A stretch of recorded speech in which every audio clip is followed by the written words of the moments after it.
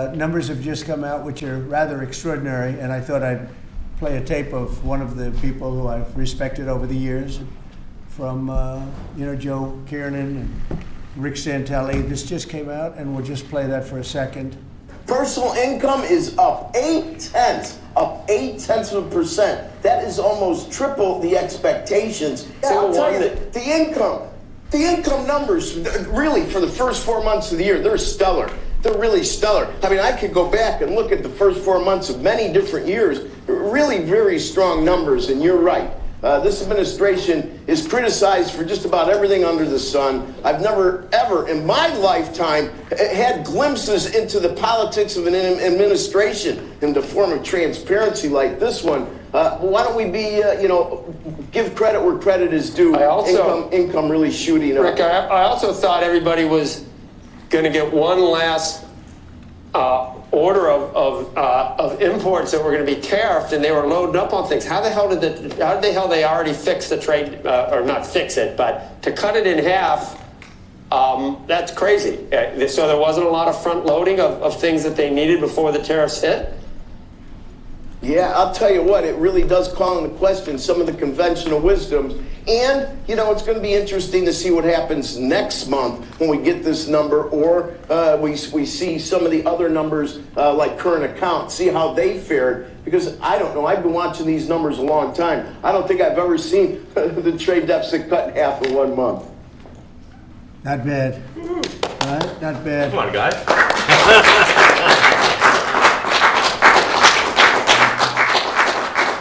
I see Howard and Scott are here, so it's great. You guys want to stand over here? You might as well. You're the ones that help produce those numbers, and it'll only get better. The tariffs are so important, and that's why we were so happy with the decision yesterday where the tariffs continue, because without the tariffs, our nation would be imperiled. We would really be imperiled. I think I can say that with great surety, Scott and Howard. And so we were very happy to get that decision, that big decision yesterday. And today it's about a man named Elon, and he's one of the greatest business leaders and innovators the world has ever produced. He stepped forward to put his very great talents into the service of our nation, and we appreciate it. And I just want to say that Elon has worked tirelessly helping lead the most sweeping and consequential government reform program in generations. And the kinds of things that he's found and his people have found. He's brought a group of very smart people in, and they found things that are pretty unbelievable. I have to say that the numbers that we're talking about are substantial, but they're going to be very much more substantial with time, because many of the things that we're working on right now, we're going to have to remember Elon as we find them, but the numbers could double and triple.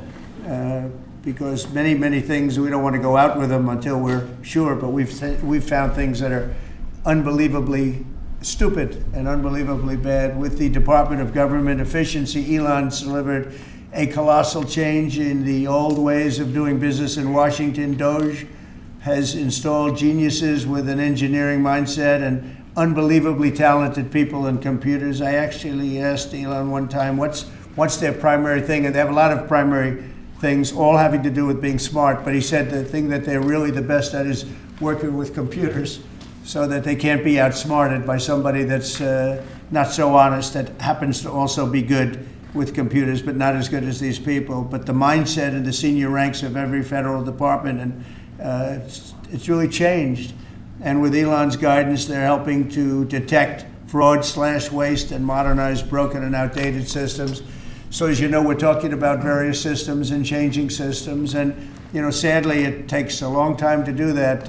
You'll change, let's say, a system at IRS and computerize it properly, where the job can be done in 1/10 the time, but it takes sometimes years to rebuild those systems.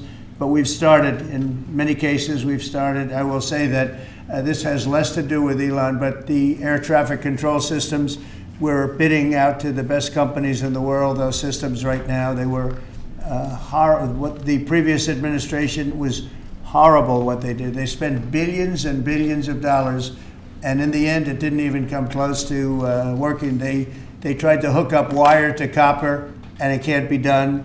and they just spent billions of dollars and just wasted money. Actually made the system much worse. So we're going to get a brand new modern system. Congress is working with us on that, and we're going to get it done as quickly as we can. But it's in the works, and once it's done, it'll be good for 30 years.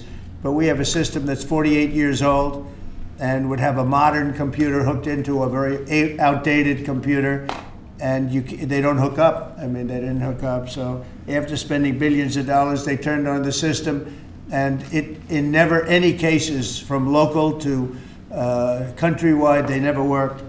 More than 75,000 bureaucrats have voluntarily left their taxpayer-funded jobs to come out and really do the job. Countless wasteful and unnecessary contracts have been terminated, and you know that we have terminated many, many contracts, and many contracts, Elon, are right now being looked at, and it may be 6 months, it may be almost a year in some cases. We're going through procedures, we're going through courts, and we'll remember you as we announce billions of dollars of extra waste, fraud, and abuse. Just as an example, Doge canceled $101 million for DEI contracts at the Department of Education, $101 million, and that was just a small section of the Department of Education. $59 million for illegal alien hotel rooms in New York City, and the landlord never made the kind of money that he made in the last short period of time. $59 million to a hotel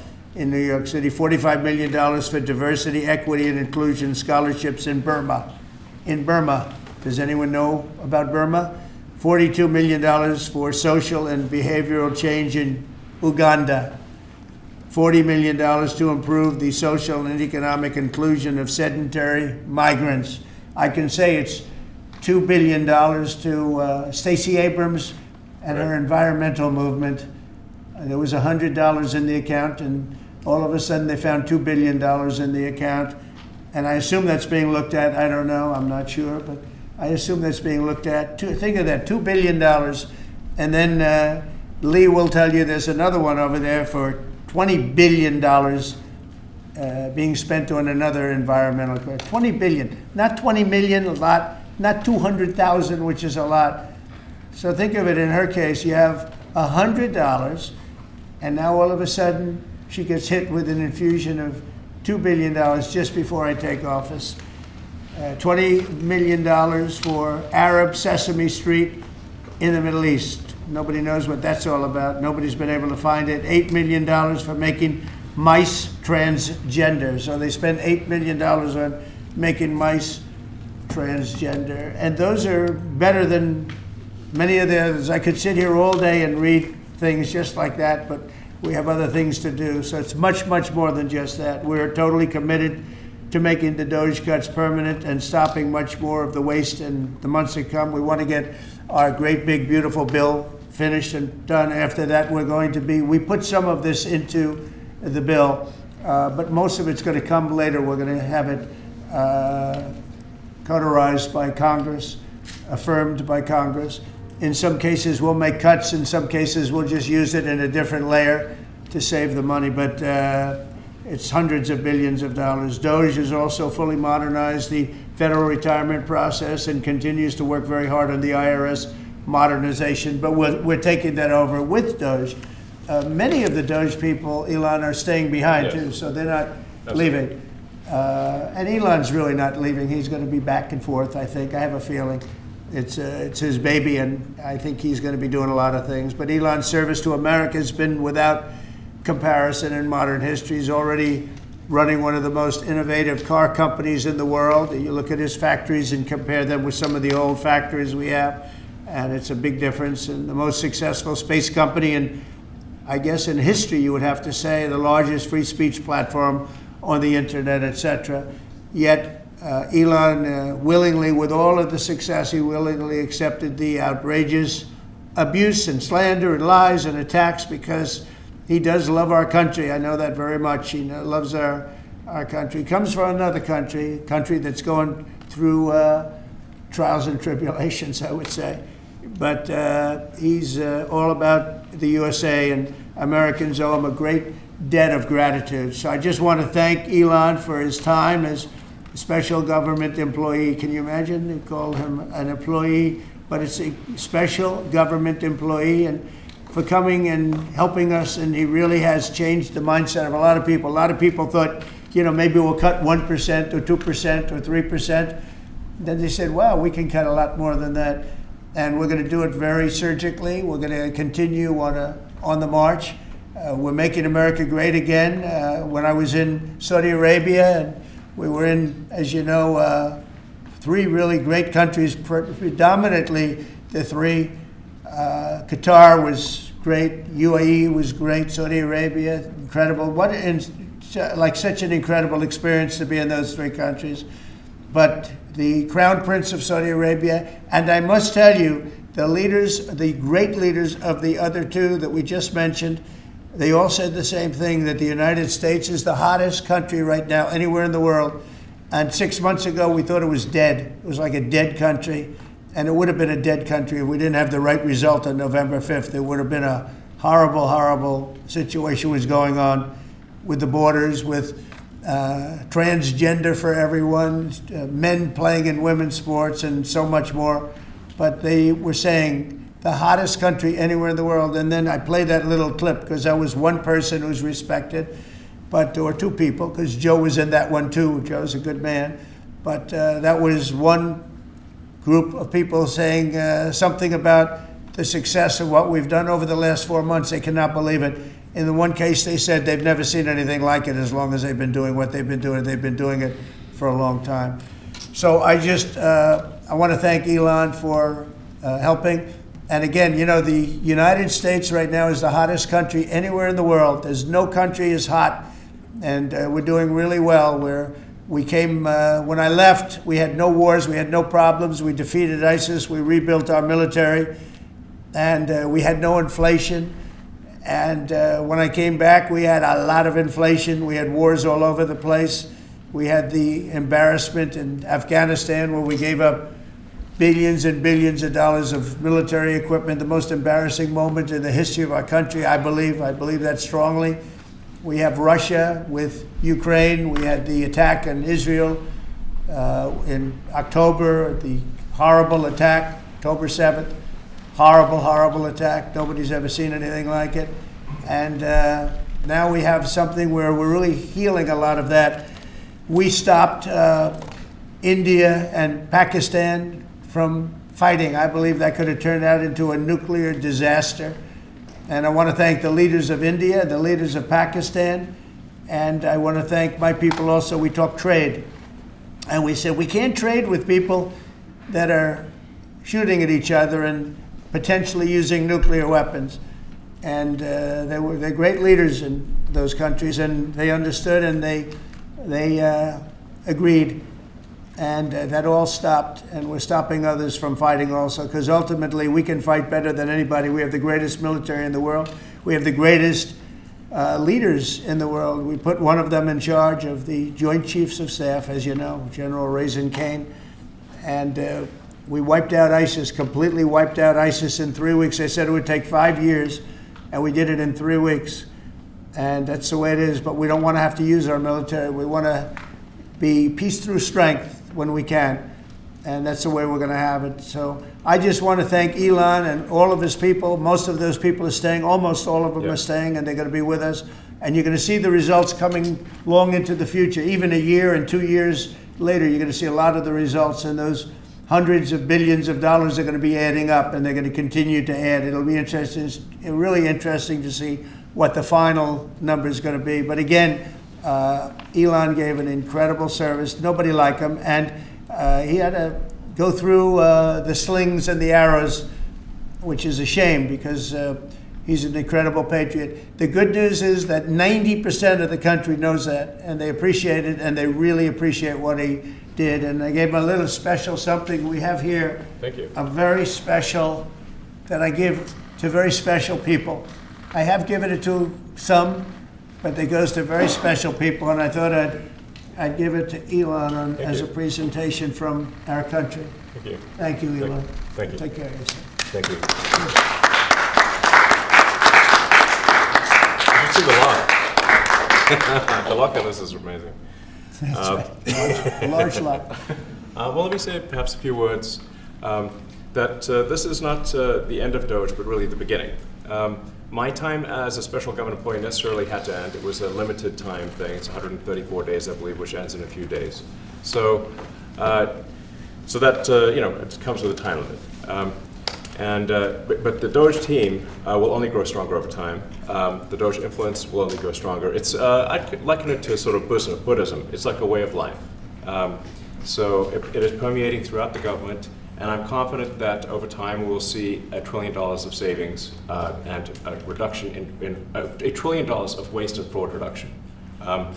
The calculations of the Doge team thus far, in terms of an FY25 to FY26 delta, are over 160 billion, and that's climbing. We expect that number will probably go over 200 billion soon. So I think the Doge team is doing an incredible job. They're going to continue doing an incredible job, and I'll continue to be visiting here and be a friend and advisor to the president. And I look forward to times being back in this amazing room. By the way, isn't this incredible? Look at this incredible. I mean, it's stunning. I think the way that the Oval Office, how the president has just completely redone the Oval Office. It's beautiful. I love the gold on the ceiling. Thank you. It's pretty nice. Yeah. That's been there a long time. That was plaster. Nobody ever really saw it. They didn't know the eagle was up there, and we highlighted. It's essentially it's a landmark, a great landmark, and that's 24 karat gold, and everybody loved it. And now they all see it when they come in. So it's been good. The Oval Office finally has the majesty that it deserves, thanks to the president. So I look forward to continuing to be a friend and advisor to the president, continuing to support the Doge team. And we are relentlessly pursuing $8 trillion in waste and fraud reductions, which will benefit the American taxpayer. So that's it, really. Thank you, Mr. President. Thank you. All right. Great job. Thank you. Thank you, President Trump. The president mentioned that you had to deal with all the slings and arrows during your time at Doge. There's this. Well, some of the people, some of the media organizations in this room were the slingers. Well, so there is a New York Times report today that accuses you of blurring the line between. Is the New York Times, is that the same publication that got a Pulitzer Prize for false reporting on the Russiagate? Is it the same organization? I got to check my Pulitzer I think counter. It is. I think the judge just ruled against the New York Times for their lies about the Russiagate hoax, and that they might have to give back that Pulitzer Prize. That New York Times. Let's move on. Okay, then Next President question. Trump. I got one for President Trump. So President Trump, Biden aides who used to work here are in talks with Republicans in Congress to go and testify about what they did or didn't do to possibly conceal President Biden's decline. Do you think that Dr. Jill Biden should also have to come in and testify about what she did or didn't do? Well, I hate the concept of it. It's the wife of a man who was going through a lot of problems, and everybody that dealt with him understood that. And I guess it came out during the debate loud and clear. That was the biggest signal of all. They have to do what's right. The country was there was a lot of dishonesty in the election, as you know, 2020. That's been now caught. People understand it was a rigged election. And when you go further out, when you see the auto pen, I think the auto pen is going to become one of the great scandals of all time, because you have somebody operating it or a number of people operating. Because I knew Joe Biden. Joe Biden wasn't in favor of opening up borders, letting 21 million people into this from prisons and mental institutions and gang members. He wasn't into that at all.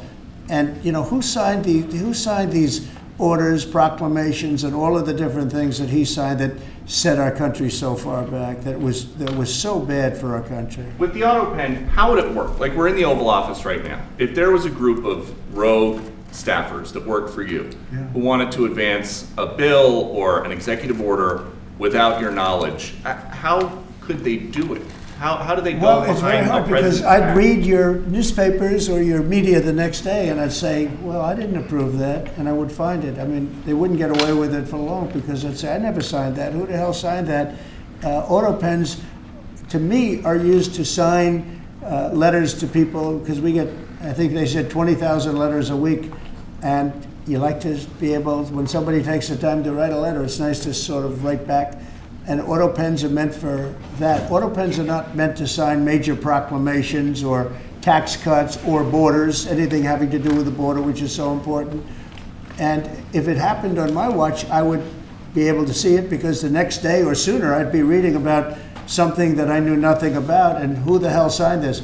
So I almost never use the auto pen. In fact, yesterday I was signing about 81, I think it was 81 proclamations and statements to people that I think should be signed by us. I think when you write letters to foreign dignitaries or presidents or prime ministers, you should be signing those letters, not done with auto pens. I understand he signed almost everything with an auto pen. It's a very dangerous thing. It really means you're not president. Whoever operated the auto pen, and we think we know who that is, and it was actually more than one person, but that's not what the presidency is all about. I hardly used to use it. Are you going to reinstate the tariffs on China? You said that they violated the agreement with the U.S. Well, they did. They violated a big part of the agreement we made. You know, if you read that whole statement, I was very nice to them. I helped them because they were in trouble with the stoppage of a massive amount of business. But I'm sure that I'll speak to President Xi and hopefully we'll work that out. But yeah, there's a violation of the agreement. Yeah, please. Mr. President, can you give us an update to the latest ceasefire agreement that Israel has agreed to, but Hamas is still considering? Well, they're very close to an agreement on Gaza, and we'll let you know about it during the day or maybe tomorrow, and we have a chance of that. And I think we have a chance of making a deal with Iran also. They don't want to be blown up. They would rather make a deal, and I think that could happen in the not too distant future. That would be a great thing if we could have a deal without bombs being dropped all over the Middle East. That would be a very good thing. They can't have a nuclear weapon. We want them to be safe. We want them to have a very, very successful nation. Let it be a great nation, but we can't have that. They cannot have a nuclear weapon. It's very simple. And I think we're fairly close to a deal with Iran. Mr. Musk, question for Elon. Yeah, please. You said just now that you look forward to being a friend and advisor to the president. So do you Well, I am. expect to continue advising the president and Doge informally, or are you going to sort of shift your focus entirely to your companies? Well, I expect to continue to provide advice whenever the president would like advice. I hope so. I mean, I expect to remain a friend and an advisor, and certainly if there's anything the president wants me to do, I'm at the president's service. Mr. Musk, on Doge, you said that there was $1 trillion promise for cuts from Doge. Yes, I think we do expect over time to achieve the $1 trillion. But what have you found in your time here was the biggest roadblock to getting those cuts? Was it the cabinet, or was it Congress, or something else? What was the biggest roadblock from your work? It's mostly just a lot of hard work. It's really not any one person or Congress. It's going through really millions of line items and saying just each one of them makes sense, what does not make sense. Obviously, at times when you cut expenses, those who are receiving the money, whether they're receiving that money legitimately or not, they do complain. And you're not going to hear someone confessing that they received money inappropriately. Never. They're going to always say that they received money appropriately for an important cause. Naturally, that's what you'd expect. So we just have to. It's just a lot of work going through the vast expenses of the federal government and just really asking questions. What's this money for? Are you sure it's actually being used well? Many times we can't even find anyone who defends it. So for a lot of the expenses, there is actually no defender at all.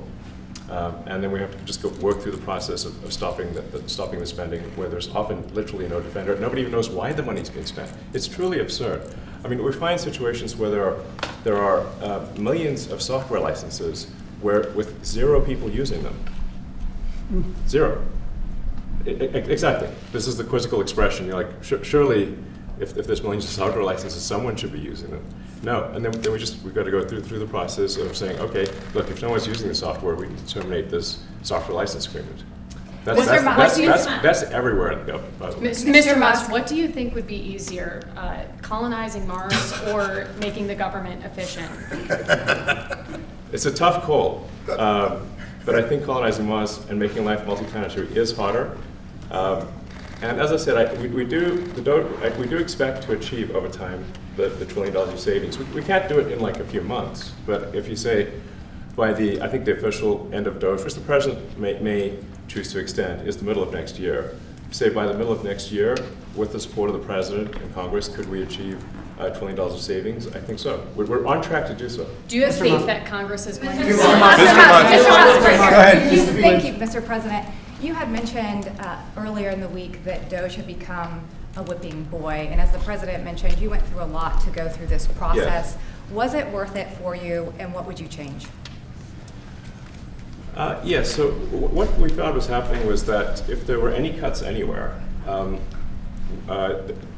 people would assume that was done by Doge. And so we became like essentially the Doge boogeyman, where if any cut anywhere would be ascribed to Doge. A friend of mine's daughter, who's at law school at Georgetown, thought that Doge had cut the Senate, internships the legal internships for the Senate, and we have nothing to do with that. So if they have been cut, it's not to do with us. Just as an example. So it just became a bit ridiculous where any cut anywhere was somehow Doge, including things that made no sense, and we would agree made no sense. There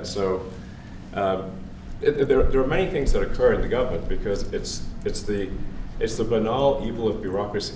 It's sort of the frankly largely uncaring nature of bureaucracy.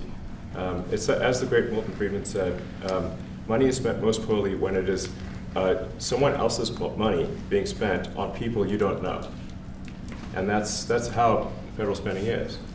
And then you can't really even blame the individuals because the way the government works is complaint minimization.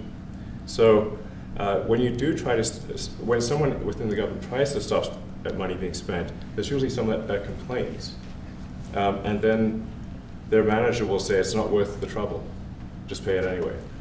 That happens over and over again. So was it I think it was an important thing. I think it was a necessary thing, and I think it will have a good effect in the future. Thank you, President Trump. This week there was a video on board a plane that showed the First Lady of France slapping her husband, Emmanuel Macron.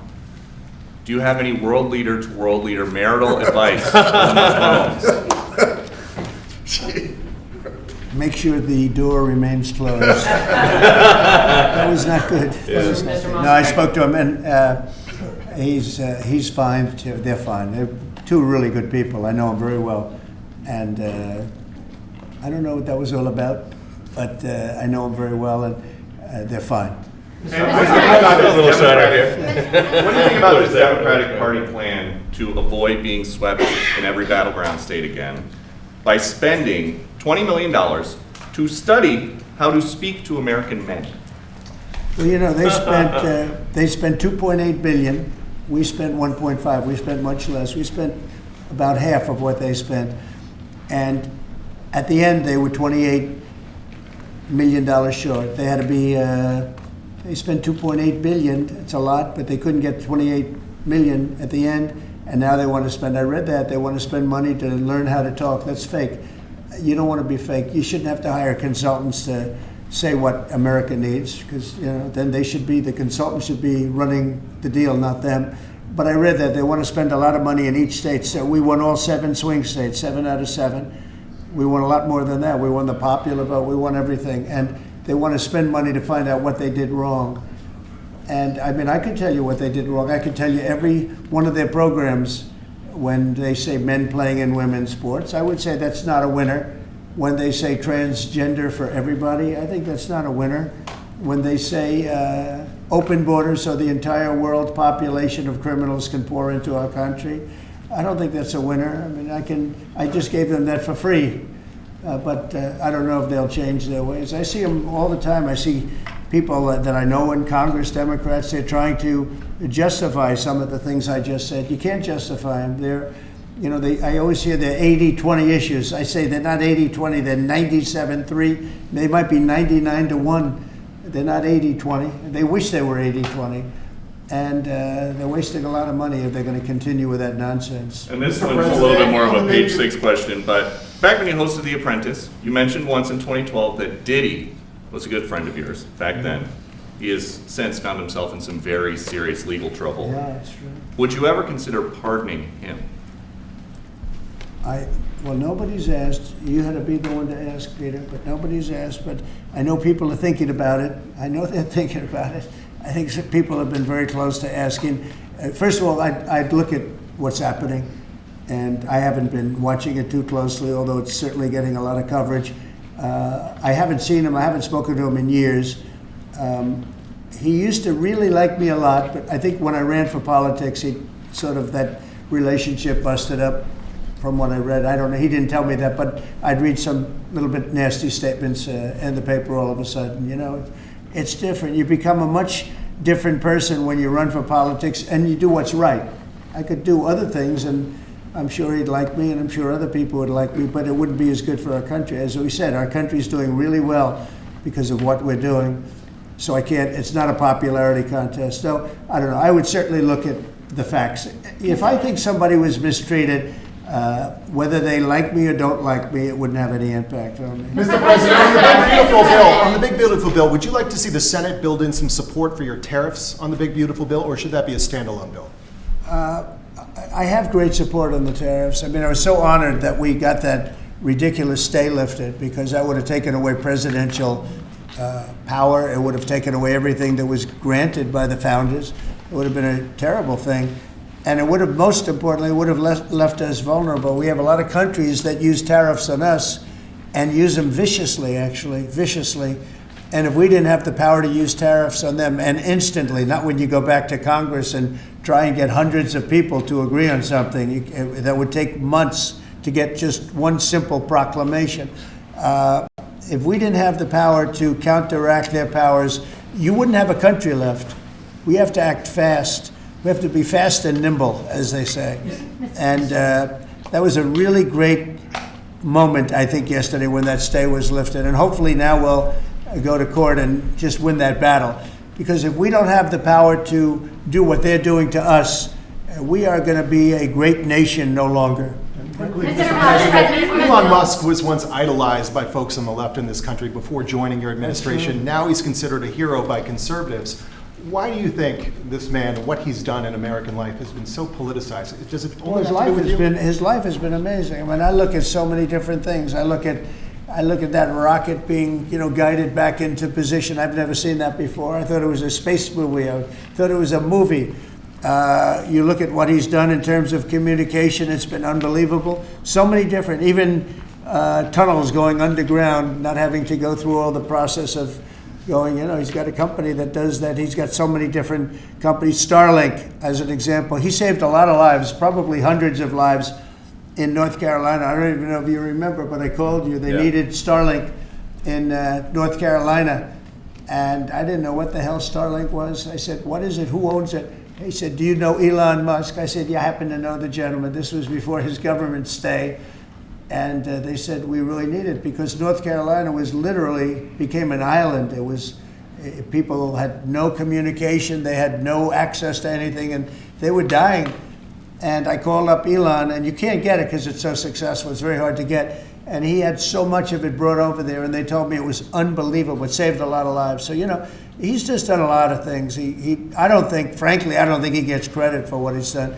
But he's a very good person too. You know what? If he wasn't a good person, but he did the same things, I'd probably maybe speak differently. He happens to be a really good person who loves the country. Mr. President, one big, beautiful bill. You had indicated this week that there were some things you didn't like about what had passed in the House.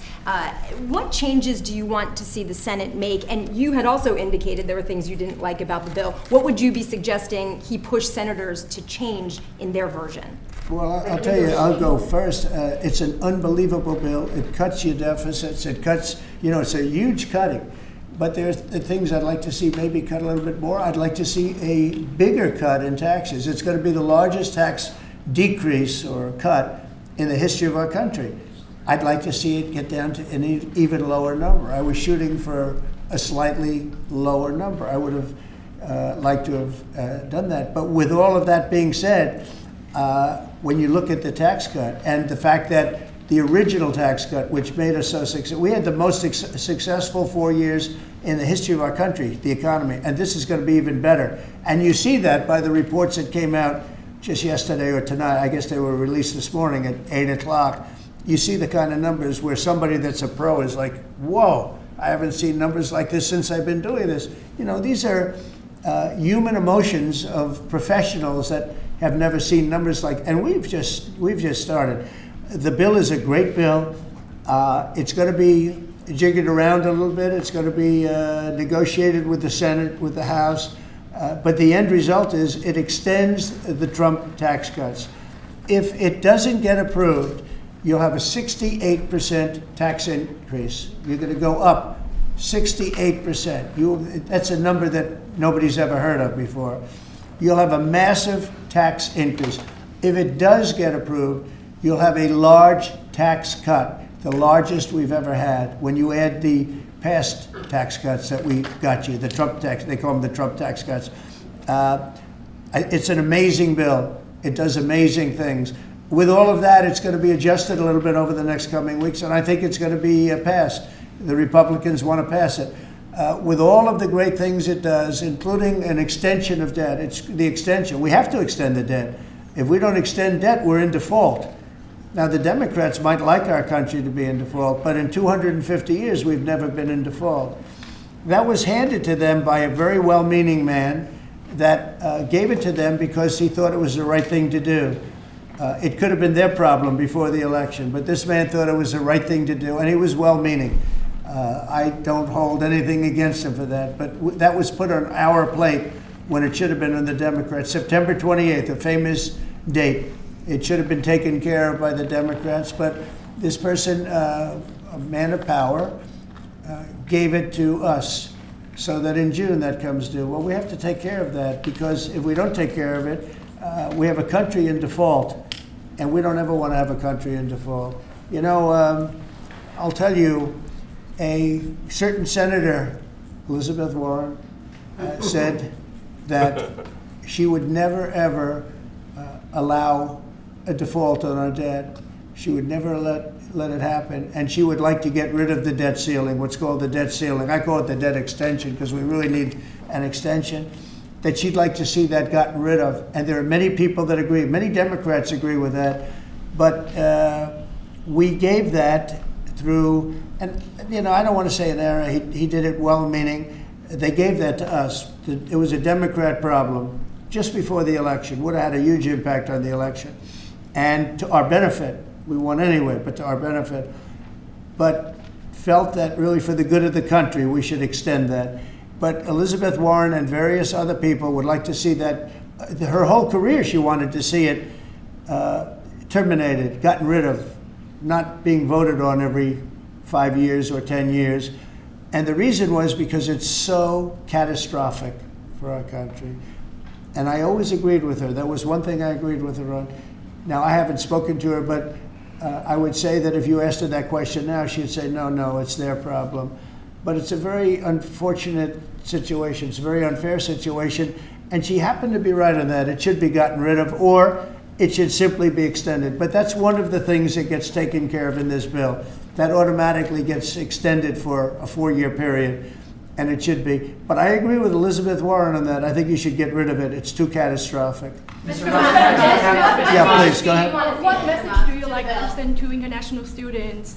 Are they still welcomed to study in the United States? And one question for Mr. Musk. To students? Well, we want to have great students here. We just don't want students that are causing trouble. We want to have students. I want to have foreign students. I think Harvard, you know, it's close to 31%. That's a lot. Our country has given $5 billion plus to Harvard over a short period of time. Nobody knew that. We found that out. I wouldn't say that was a Doge thing, but we found that out over a period of time. That was sort of a Trump thing. We ended up in litigation for other reasons because they're very anti-Semitic. And in finding out and in going through the books, we found out that the country gave them $5 billion plus, much more than that actually. And we're having it out with them, and let's see what happens. I think we have a very good, well, it's a very sad case. It's a case we win. We can't lose that case because we have the right to make grants. We're not going to make any grants like that. But I don't think Harvard's been acting very nicely. I think Columbia wants to get to the bottom of the problem. They've acted very well. And there are other institutions, too, that are acting, but Harvard's trying to be a big shot. And all that happens is every 3 days we find another $100 million that was given. 2 days ago, we found $200 million more. The money's given to them like gravy. I'd like to see the money go to trade schools, where people learn how to fix motors and engines, where people learn how to build rocket ships.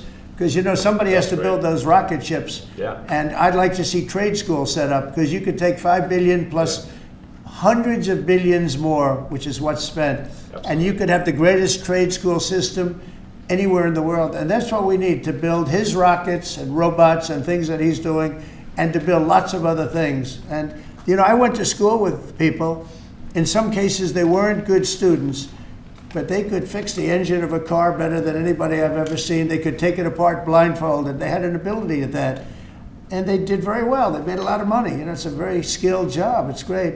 But I'd like to see a lot of money going into trade schools. I've always felt that. And we probably found our pot of gold, and that's what's been wasted at places like Harvard. And the money's been wasted. Yeah, please. Yeah, well, I wanted to ask quickly, Mr. Musk, is your eye okay? What happened to your eye? I noticed there's a bruise there. Well, it wasn't. I wasn't anywhere near France, so. But. What does that mean? No, I didn't notice his eye. First lady of France. Getting slapped, you know. I didn't notice.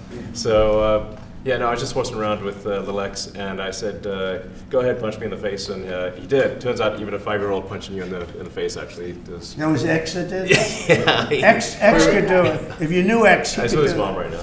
But I didn't really feel much at the time, and then I guess it bruises up. But I was just horsing around with the kids. I didn't basically. notice it actually. President Trump, I got one. I know that you try to stay pretty neutral because not your war, but And by the way, not my war. I just want to solve the problem for people. This was not a war that was going to happen if I were president. Right, and so not your war, but as you try to fix it, and as you survey this hellscape of the Ukrainian front lines, It's horrible. and you and your team deal with a very stubborn Vladimir Putin. Yeah. Do you and look? And Zelensky. Yeah. But do you look at this Very conflict stubborn Zelensky too. any differently now? Like, do you look at this and see Putin as the good guy or the bad guy? So I've known him very well, and I went through a lot of things with him because Russia was, you know, the Russia hoax turned out to be a total hoax. New York Times, they got a Pulitzer Prize. They have to give back the Pulitzer Prize. That's my lawsuit, and they're doing very poorly in that lawsuit. But you know, they wrote stories about how it was true and it was false, and you know, a lot of Washington Post also. I have gotten to see things that I was very surprised at. Rockets being shot into cities like Kiev during a negotiation that I felt was maybe very close to ending. We were going to solve a problem, and then all of a sudden rockets got shot into a couple of cities and people died. I saw things that I was surprised at, and I don't like being surprised. So I'm very disappointed in that way. With that being said, I'd like to see it end. 5,000 people, I think the number's even more than that, but 5,000 people a week are being killed. Mostly soldiers, but also people that live in little cities and towns throughout Ukraine. And I'd like to see that stop. And I asked Caroline this yesterday, but I want to ask you directly. So many of the things that you're trying to do are held up in court right now. If the courts are going to have so much influence over U.S. policy, do you wish you would have just become a judge instead? Yeah, well, look, it wasn't meant to be that way. If you look at the founders, the president had certain powers, and you have your three groups, and they all had supposed to be pretty equal powers. But you can't have a judge in Boston running foreign policy in places all over the country, because He's got a liberal bent, or he's a radical left person. That's what the executive branch is for. And you have checks and balances. But we had millions of people pour into our country. Many, many criminals poured into our country. Murderers, mental institutions from all over the world being emptied out into our country. And if we don't get them out and get them out quickly, could lose your country very easily. This is a bad, that anybody would allow this to happen to our country. You know, with all of the things, we took over inflation, we took over some wars, we took over a lot of problems that didn't exist when I was president. None of it existed. We wiped out ISIS. Other than that, we had no wars. Putin was never going to hit Ukraine. Israel would have never been attacked. That attack, as you know, Iran had no money. They didn't have money for Hamas. They didn't have money for Hezbollah. They had no money whatsoever. That wasn't going to happen. All of these things that happened weren't going to happen. You wouldn't have had inflation. So it's very sad when I came back. But the thing that is the hardest is that they allowed 21 million people into our country, and many of those people are stone cold criminals. They moved their criminal population into the United States, and of all the things that are bad, I solved inflation, I believe, already. I got the fuel prices down. The fuel prices came down. That's one of the reasons. They screwed up the energy. They screwed up the cost of gasoline and oil and gas. And you had tremendous inflation, the greatest inflation probably in the history of our country under Biden. And when people said, "Oh, but the economy was," no, the economy was terrible for the people because they couldn't afford the energy, and the energy brought everything else up. Energy is the big deal. But with all of that, we solved that already. In 4 months, we solved it.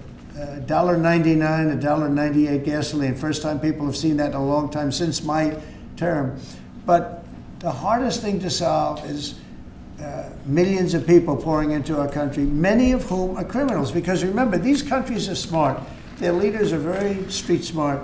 They're sending the people that they don't want. They don't want the people that are there, that are law-abiding, that are productive, that are working hard. They want people that are in jails. We have them. They allow them to come in. And I always look to the other side, like, why would somebody do something? In business, I try and study, why would they want to do this? Why would they want to sell it? Why would they want to buy it? One thing I can't figure out is, what would an administration, what were they thinking when they allowed millions of people from prisons all over the world, not just from South America, Venezuela, all over the world, from the Congo in Africa, hundreds of people, thousands of people from the Congo, rough prisoners, from Asia, from Europe, rough parts of Europe. Why would they allow them to come into our country? Why would they do that? It's the one thing I can't figure out. And I don't believe it was Joe Biden. I really don't. I mean, look, he's been a sort of a moderate person over his lifetime, not a smart person, but somewhat vicious person, I will say. If you feel sorry for him, don't feel so sorry because he's vicious. What he did with his political opponent and all of the people that he hurt a lot of people, Biden.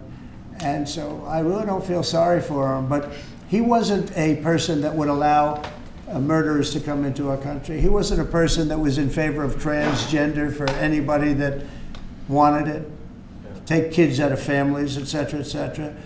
So I just don't understand why a thing like this, how a thing like this could have been allowed to happen. Very sad. It's very sad for our country. If I could add something, I think the fundamental moral flaw of the left is empathy for the criminals and not empathy for the victims. Empathy for the criminals, but not empathy for the victims. And there's been way too much of that. That needs to stop. To the president's point, there's been immense judicial overreach that is unconstitutional, that was never intended. And it's undermining the people's faith in the legal system. It needs to stop. It's gone too far. Mr. And just today, we had, just a couple of hours ago, we had a great decision from the Supreme Court, thank goodness, that was very important. We had two important decisions yesterday on the tariffs, because again, we have to be able to fight fair fight with other countries. Howard, would you say we have to be able to use tariffs to fight people that use tariffs on us? I mean, if we didn't have that power of tariffs, we would economically be destroyed as a country, because they will destroy us. Other countries will destroy us with unchecked tariffs. We can check them when we have the use. They tried to take that power away from us. And if you take that power away, we're not going to have a country. We won't have an economically viable country. But it's very important on immigration that we be able to get people out without having to go through a long court case. I mean, it was up to some of these judges. Every single one of these millions of people, criminals, prisoners that were let go from jails because they save a fortune when they do. They brought them into the United States. You know what they're saving? The money they're saving? But some of murders, it's very important that we're able to get those people out of here fast, bring them back to their country where they belong. And those countries take them, because if they don't take them, they have to go through the wrath of the United States, and they take them. But we have judges that don't want that to happen. And it's a terrible thing. That's going through the court system right now, that whole situation. But when ICE and with Border Patrol, they've done an incredible job. When they do this incredible job and they capture 100 killers and drug dealers, and we can't keep them for years here as we go through trials. We have to get them out rapidly, and we know who they are. And we're very careful about who they are, but we have to get them out rapidly, or again, we're not going to have a country. Okay? Maybe one or two more. Go ahead. Are you concerned that tariff may also affect companies like Tesla, which has parts manufactured abroad? And this is also to you, Mr. Musk. Well, he's going to end up building his whole car here. I mean, I thought he built his whole car. Pretty much he does. He's got incredible factories, and like I looked at one in Texas. It's unbelievable. No, all of the manufacturers will build their parts here too. I mean, it used to bother me. They make a part in Canada, a part in Mexico, a part in Europe, and it's sent all over the place, and nobody knew what the hell was happening. I think it's ridiculous. You build a car, make it in America, and I gave them a little leeway on that. I gave them some leeway.